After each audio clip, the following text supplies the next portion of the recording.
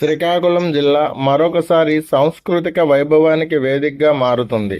అరసవెల్లి శ్రీ సూర్యనారాయణ స్వామి రథసప్తమి ఉత్సవాల సందర్భంగా ప్రముఖ సంగీత దర్శకుడు, సెలబ్రిటీ సింగర్ ఎస్ఎస్ తమన్ సంగీత కచేరీ నిర్వహించనున్నారు.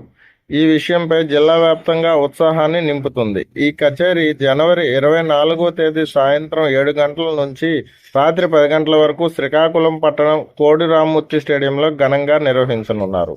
కేంద్ర మంత్రి కింజరాపు రామ్మోహన్ నాయుడు, స్థానిక ఎమ్మెల్యే గొండి శంకర్ ఆహ్వానం మేరకు ఈ సంగీత కచేరీ నిర్వహించేందుకు తమన్ శ్రీకాకుళం రానున్నట్టుగా ఆయన స్వయంగా ఒక వీడియో ద్వారా వెల్లడించారు. హలో గైస్, నేను మీ తమన్ మాట్లాడుతున్నాను. ఈ జాన్ 24th సిక్కోలు రథసప్తమి ఉత్సవాలకి నేను వస్తున్నాను అనమాట మన శ్రీకాకుళానికి. సో అక్కడ మన టీమ్ మన మ్యూజికల్ కాన్సర్ట్ జరగబోతోంది. So my big thanks to Rammohan Naidu గారు for this opportunity. Thank you brother, thank you so much. చాలా రోజులుగా శ్రీకాకుళంలో పర్ఫామ్ చేయాలని ఐ బీన్ వెయిటింగ్.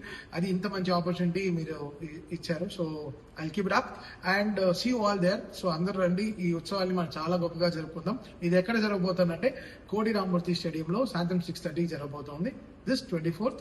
సో మీరు అందరు రండి, లెట్స్ హావ్ అ గ్రేట్ ఉత్సవాలు and let's celebrate this in a big way. Thank you so much, see you all.